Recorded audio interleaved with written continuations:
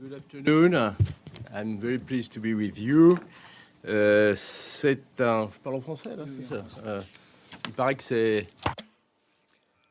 Translation, so I'm supposed to speak in French, so this is what I will do.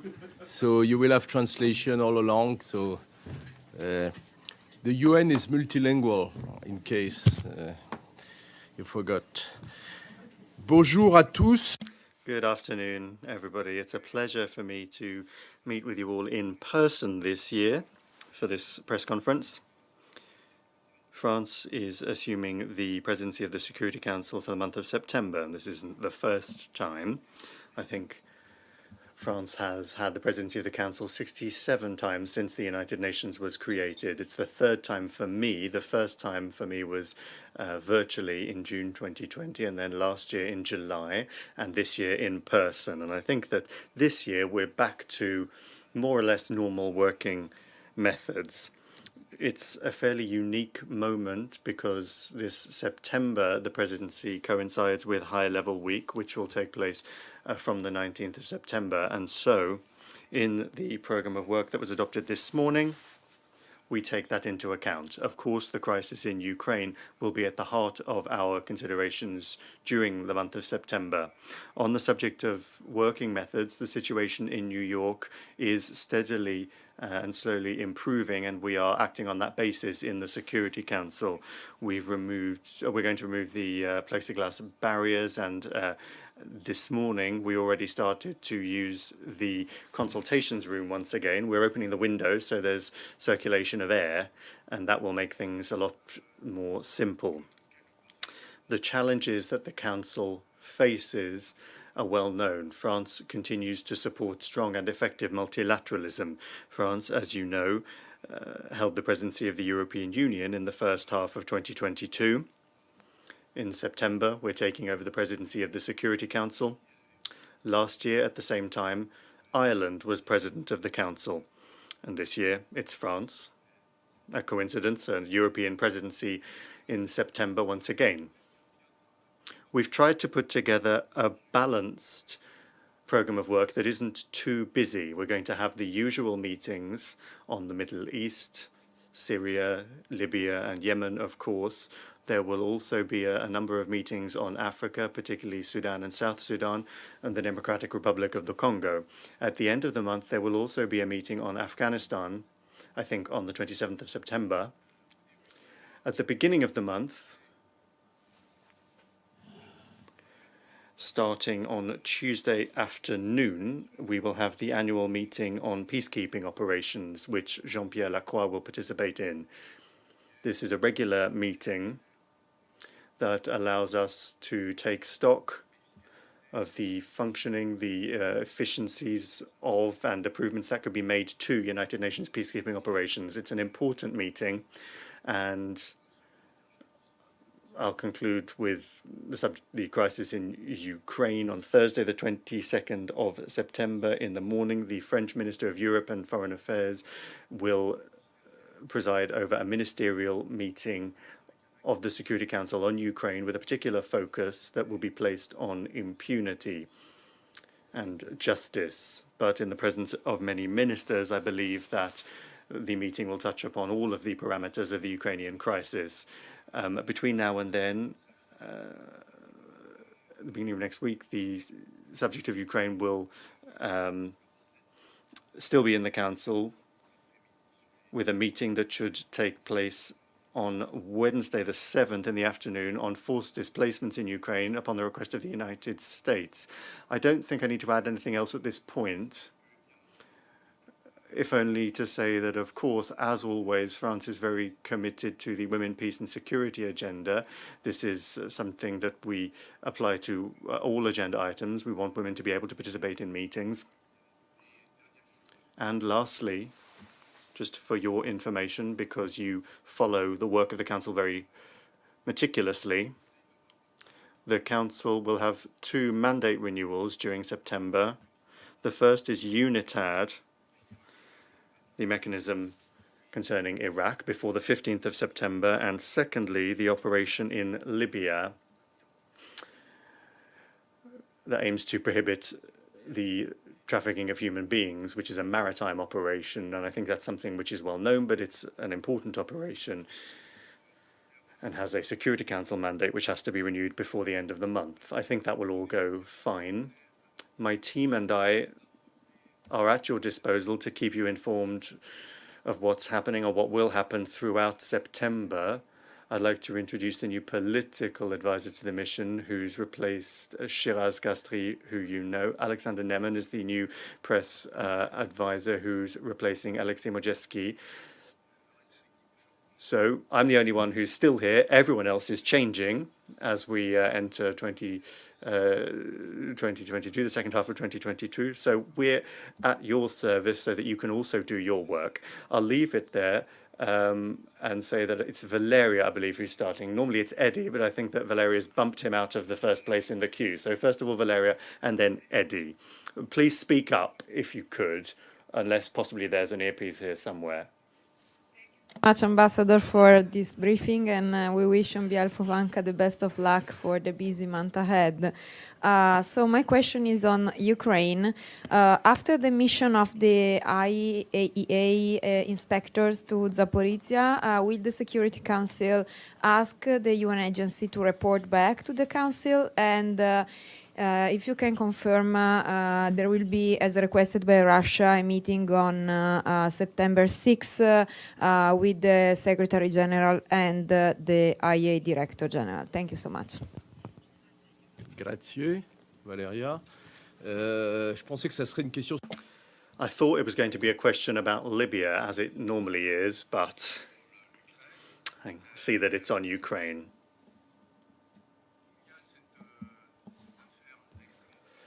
There's this extremely worrying matter of the nuclear security of the nuclear power plant in Ukraine. We had fears over Chernobyl a few months ago.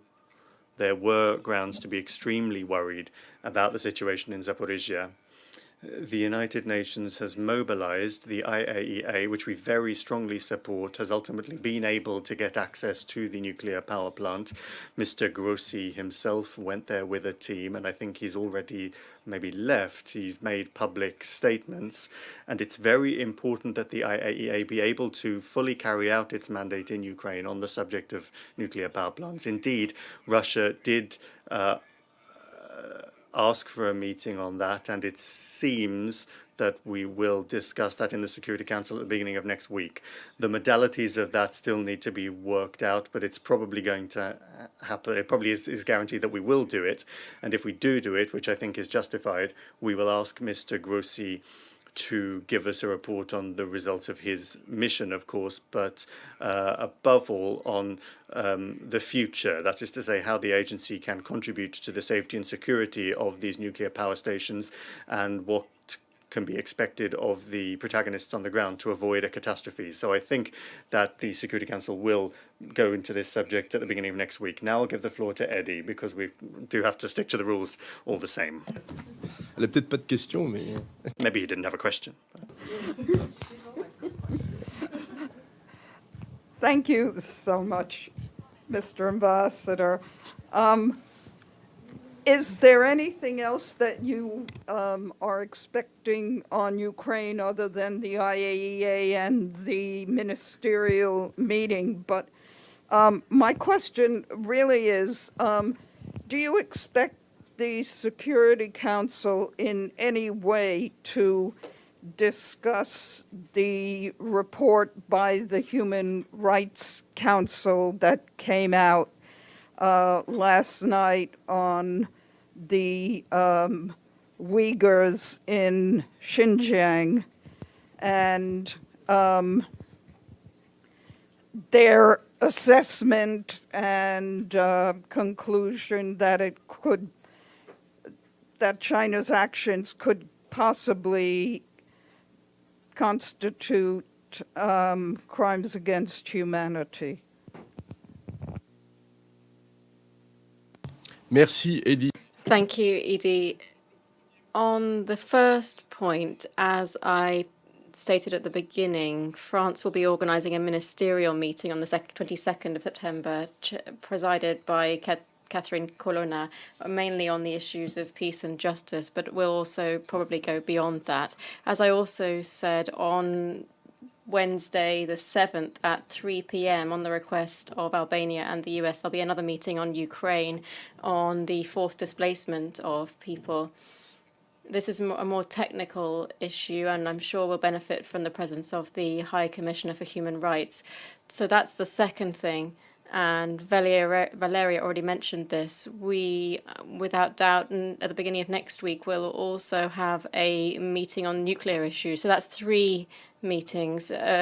We don't measure these things by weight. I think it's clear that this crisis is a major breakdown of the international order. It's a very serious crisis. We all hope that it will be resolved as quickly as possible. So the Security Council can only continue to focus very actively on this situation to try to bring an end to it. Now, on the report of the OHCHR that came out yesterday, I'd like to say the following. Firstly, I have 2 caps that I'm wearing here. Firstly, this morning I was president of the Security Council, but I'm also the permanent representative of France. Now, I'm going to give you a first answer as president of the Security Council.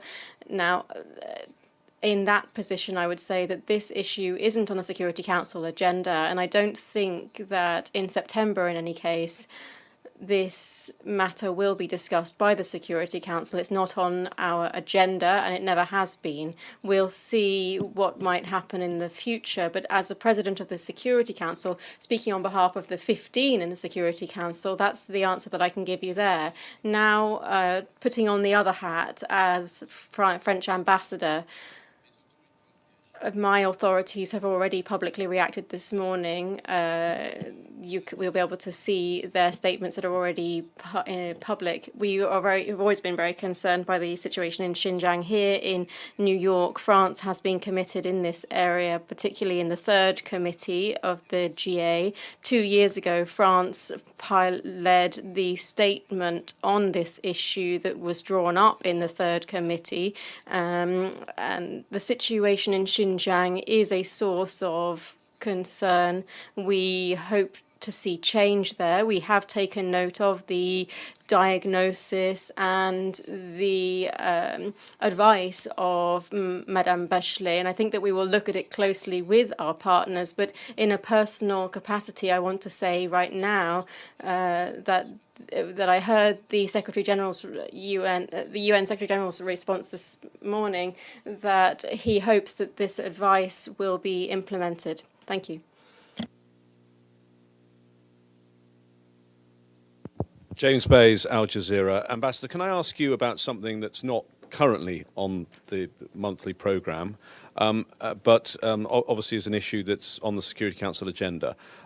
President Macron earlier on today said, I quote, "I hope that in the next few days the JCPOA will be concluded." Can you tell us what is the reason for that optimism, where things stand? I think we're waiting for the Iranian response to the American response to the Iranian response to the EU final text. But if you can tell us exactly where things stand, and then tell us if this goes to Vienna for a final deal, what then has to happen at the Security Council, because it's a Security Council resolution. Merci, James. Thank you, James. This is an important question. I just want to point out that I'm not completely up to speed with the details of the ongoing talks between the US and Iran and the other members of the negotiations, that is the UK, France, Russia and China and Albania and Germany. I was the negotiator since 2019, but since then I haven't been following this particularly closely. That's my first comment. My second remark, you're all aware that through a Security Council mandate, the High Representative of the EU is the coordinator of this. It's now falls to Mr. Borrell. The first thing I can say is that we have a feeling and some indications that we aren't very far from an agreement. As you know, the talks have resumed in this form, the 3+3 format, and with Iran at the end of spring 2021. They were long, difficult talks. There have been elections and a change of team in Iran, etc. But in truth, we've had a feeling for quite a long time that the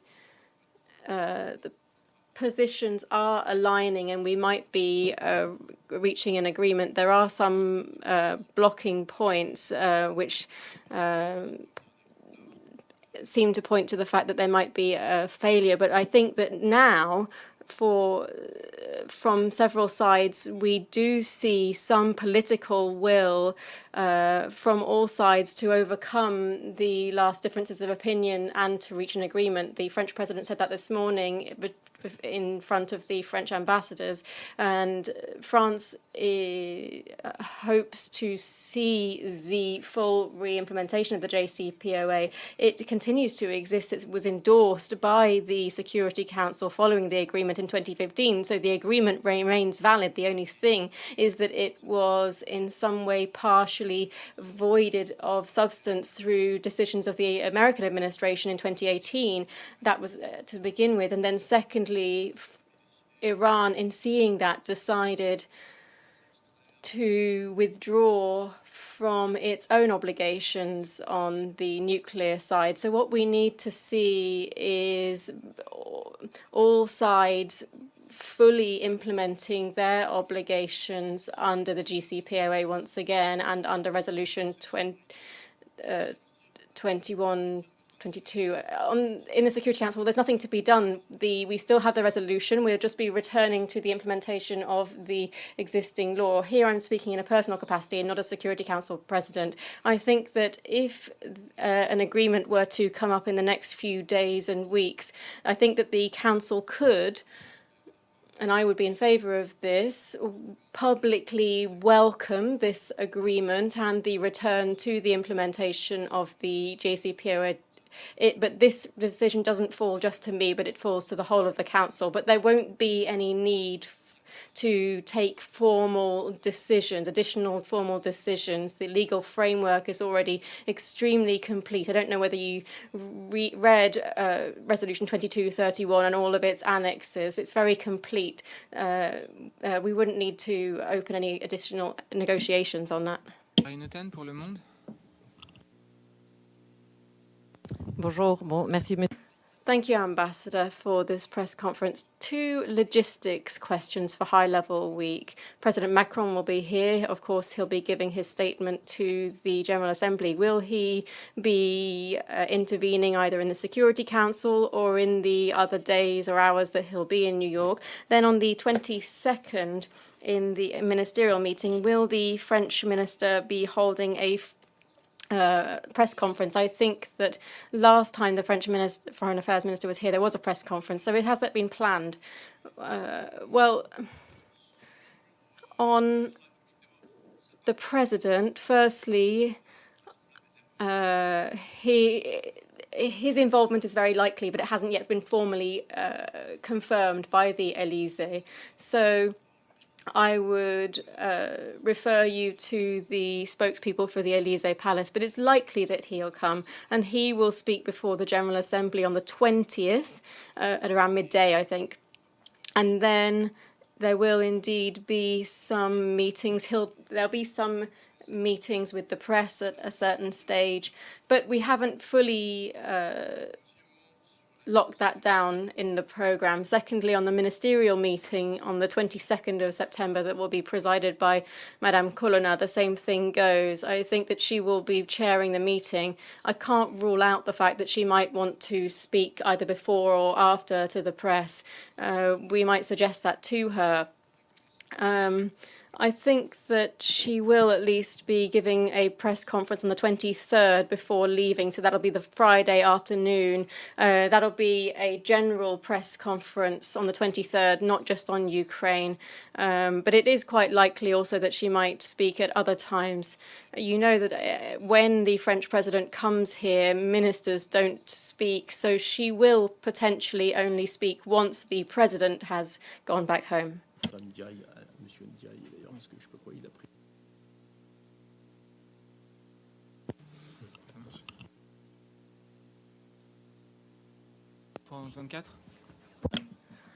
Good afternoon. I just want no, it's better for everyone if I ask in English. Just to understand why the UN report that accuses a P5 member of possible crimes against humanity would not be something that the Security Council ought to be discussing urgently. Just could you explain why? I mean, it's surely to have a P5 member possibly committing crimes against humanity, that is not considered destabilizing for global security. How do you not consider it destabilizing and something that ought to be on the Security Council agenda? Jessica, Well, Jessica, firstly, as the French representative, I understand your question.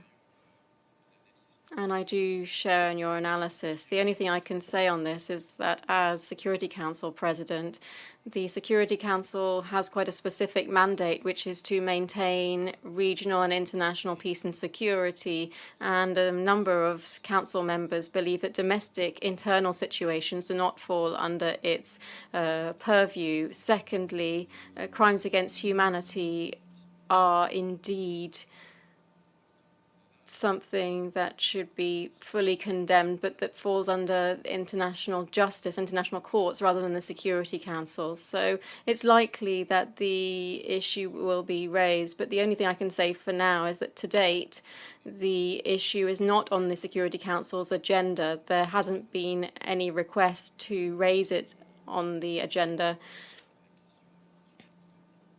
nor to bring the issue before the Council. The Council isn't in charge of everything.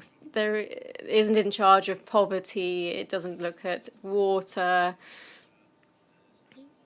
Its mandate can be seen as a set of issues that pertain to international peace and security. Has there been pushback from the Chinese? pour vous dire la vérité. Well, to tell the truth, for up to now, we haven't talked about it. We'll look into it. It just came yesterday evening. But what I can say is that until instructions change, the issue in Xinjiang is not on the Security Council agenda. We'll see whether there are any requests. The Council will talk about it. I imagine that there might be quite opposing positions on it as well. Secondly, I just want to repeat what I said just a second ago. The Security Council looks after peace and security between countries and not necessarily all of the dimensions that might arise here or there. So that's what I can say on that. The same arose on climate change, where the Security Council has contributed to this issue, where there is a clear documented impact in a specific given area on peace and security.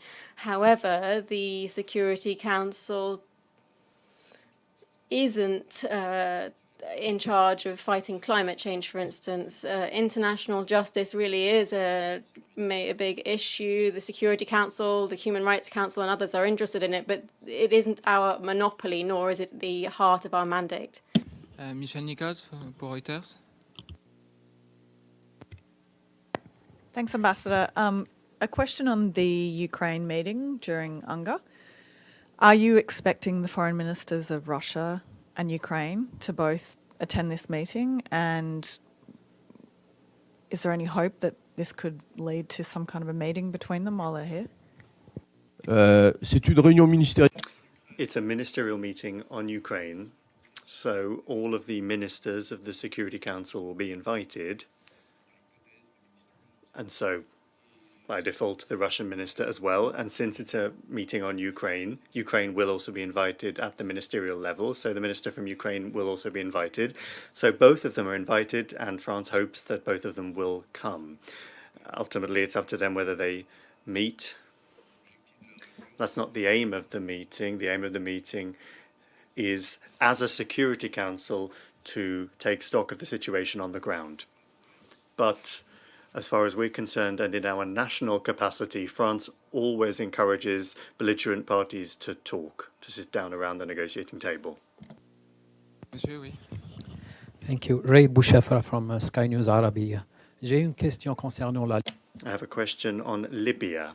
The fact that the Dbeibeh government is opposed to the appointment of Mr. Abdullah Abathi as personal representative in Libya, do you not think that this is going to be a problem when it comes to finding a solution in that country? I don't think so, no. For quite some time now, the United Nations has needed to set some order into the way it works in Libya. Mr. Kubish, the special representative, left office, I think, more than 6 months ago now, last winter. And so, to be perfectly honest with you, the leadership of the United Nations mission in Libya for the last 2 years has been chaotic. We'd like to thank Stephanie Williams for taking over in the interim, but now it's high time for the United Nations and for this mission to find some leadership, both to lead the mission and to pick up the baton of the negotiations over Libya. As you will have seen, the situation deteriorated once again last weekend. So the Secretary General has proposed the appointment of Mr. Bati, the former Senegalese minister, and France fully supports that proposal. I think it will be accepted. What's important now is to get to the next phase. And I think that all of the parties in Libya will cooperate with him. And the sooner they do that, the better. Butul pour Anadolu. Thanks, Ambassador. You partly answered the question on Libya, but I'll just quickly follow up. So would you say that there is a consensus among the Security Council members on the Senegalese diplomat to be the next special envoy for Libya?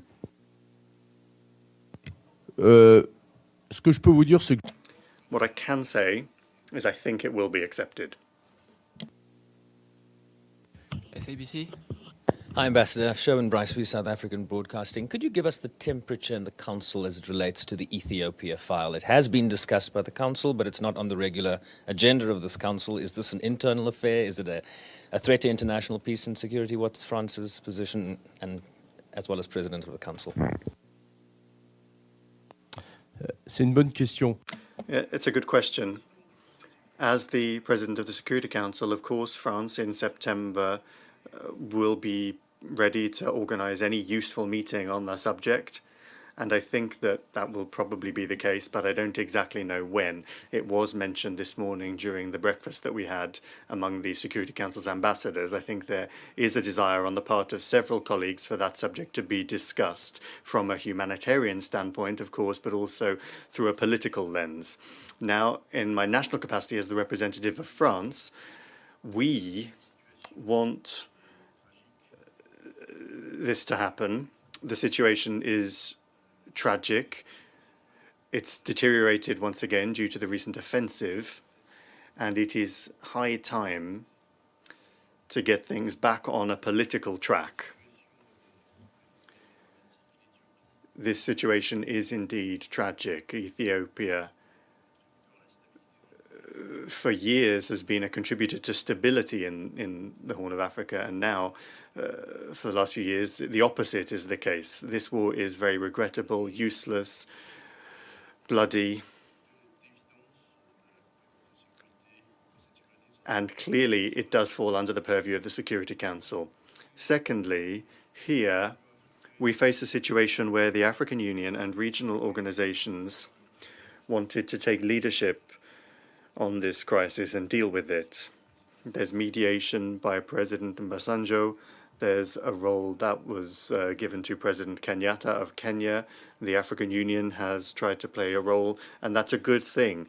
It's difficult for the Security Council to act against the will and against the guidance of the regional organization and sub-regional organizations. However, What I would say there is that when regional and sub-regional solutions find themselves at a deadlock and aren't making headway and aren't allowing progress to be found, there's no reason why the Security Council can't take the initiative once again and take leadership. And so I think in my national capacity that the time has come perhaps to do that. Everybody knows that President Kenyatta is coming to the end of his term in office. Nobody knows whether his successor will pick up the baton on that front. The efforts of President Obasanjo have not borne fruit for the time being, and so African efforts, unfortunately, for the time being, have not helped achieve progress. So I'm not saying the Security Council will do any better, but it has the duty to try. S'il vous plaît. Thank you, Stefano Vaccara, Voce di New York. It's a follow-up on a question that was asked before about the Security Council, especially after your answer, about the report about China. So, so you practically say that the Security Council has to debate problems that has to do between preservation of peace between nations. If I understand, you think that this issue of human rights is not for the Security Council. Well, so if I understood well, this talking about that responsibility to protect, that for example, France, with the responsibility to protect, pushed the United Nations to intervene in Libya. Okay, it was years ago, but that was, so it looks like it now for France is not any more important. That's what you're saying now. Responsibility to protect is not an issue for the Security Council. Ce n'est pas. That's not what I said, of course. What I am saying is that human rights related questions are the primary responsibility of the Human Rights Council, a body that was created by the 2005 reform. So the Human Rights Council has the priority when it comes to dealing with human rights issues. The General Assembly and the Third Committee also deal with that, of course. The Office for the High Commissioner of Human Rights as well. The Security Council, of course, has a role to play as soon as these situations have an impact on international peace and security. That is clear. And of course, the responsibility to protect remains a priority for France. It has always been so. France helped make that, get that recognized by the United Nations in 2005. And we're going to continue to make sure that the responsibility to protect is applied indiscriminately and without double standards everywhere. But for the time being, what I was trying to explain is that on the subject of this report that came out yesterday, for the time being, there hasn't been a request.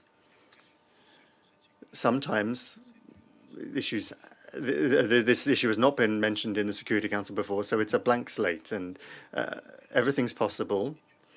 Any request should be studied, and as the Presidency, we will see if there are any requests that come in, and we'll discuss it and see what we can do or not. That's the reality of what may happen in the Security Council. DPA. Thank you. Benno Schwinghammer, German press agency. Ambassador, there is plans of an appearance of President Zelensky in New York during a high-level week. As the president of the Security Council, would you like to see Mr. Zelensky coming here and address the member states? Could it help making progress? Je crois que c'est. I think that is the decision of the President of Ukraine to see whether or not he wants to come to New York and whether he wants to speak before the Security Council. I think if he wanted to do so, the Security Council would, of course, be disposed to hear what he has to say. That has been the case several times virtually, and so if he were to now come in person, I can't see the Security Council closing its doors to him. Madame, s'il vous plaît. Thank you. Shiho Matsuoka from Japan's Nippon Television. A follow-up question on 22nd Ministerial meeting on Ukraine. Is there any effort to adopt some kind of product, such as presidential statement or press statement? And also, is President Macron planning to see President Zelensky? Thank you. Sur la première. On the first question, I don't think so. I think that would in any case be very difficult. So at this stage, we're not planning any statements after the meeting. On the second question, the question will be asked. President Macron went to Ukraine in June before the start of the summer. He also welcomed President Zelensky. I think they're in regular contact. They spoke about 2 weeks ago. They speak to each other very regularly. So they have very friendly, fluid relations. France supports Ukraine. Obviously, I'm speaking here as representative of France. So there is no question on that. So if there is some meeting from either side to meet in, some wish to meet in New York, that would happen, I think, but we're not yet at that stage. We're still about 3 weeks away from that date. S'il vous plaît. Hi, Ambassador. This is Deji Xu with China Central Television. First, wish you a successful presidency in September. Super busy. My question is on Afghanistan. We know that the Taliban travel ban waiver has been expired last month. It seems the Security Council still hasn't reached any consensus on this issue. How's the discussion going on? And as president, do you see how much chance do you see there could be a result of this discussion? Thank you.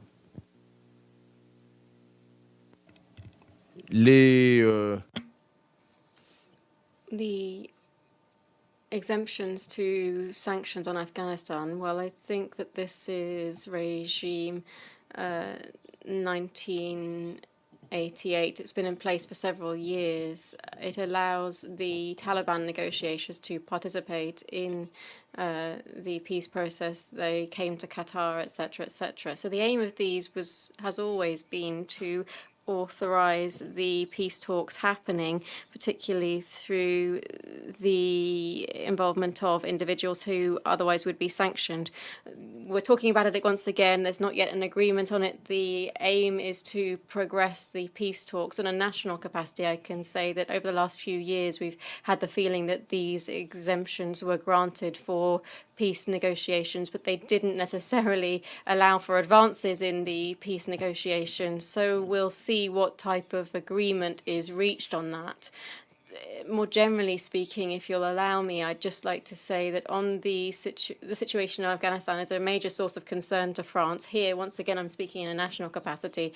The situation isn't improving. The Taliban took the power in August 2021. The Security Council straight away discussed the matter and expressed very clear expectations in areas such as human rights, terrorism, pluralist governance, etc. But none of these demands was respected, and in most of the areas the developments are going in the wrong direction in terms of human rights, women's rights. They are increasingly flouted. The fight against terrorism isn't happening. A part of the Afghan government comprises persons affiliated with Al-Qaeda, etc., etc. So the situation in Afghanistan is worsening due to the Taliban. So this is a source of major concern. A few days ago, when the Security Council discussed this, we noted that, and I think we'll be discussing it again on the 27th of September. I think it's urgent for the Council to be able to learn some lessons from it and push the regime to more cooperation. There's also an issue with governance within the UN mission because the special representative has left and there isn't yet a replacement. So the UN also needs to get into line on that. Merci. Thank you. If there are no more questions, we'll leave it there. Last question. Thank you. Thank you very much for the briefing, Monsieur l'Ambassade. I'm Evelyn Leopold. I've been at the UN forever, and I write for Globetrotter Media, Pass Blue, and some other websites. My question is on your nuclear meeting. Are you mentioned you were going to discuss nuclear issues in the council, or did I mishear? No, we will just. On va juste. We will just on Tuesday, the 6th of September, without any doubt, be talking about the issue of the civilian nuclear power plants in Ukraine that have obviously been weakened by the fighting, war, and shelling there. And this led to the IAEA's mission that's currently there. So we won't be discussing nuclear issues in general, but rather the security of Ukrainian nuclear plants in a context of conflict. The non-nuclear states with the nuclear powers. Nothing on the failure of the NPT on the main issues, which is disarmament. Anyway, okay. And do you visualize at all in your crystal ball President Biden doing the JCPOA before the U.S. midterms in November? I question it. I just wondered if you had any thoughts. My response will be ask Linda.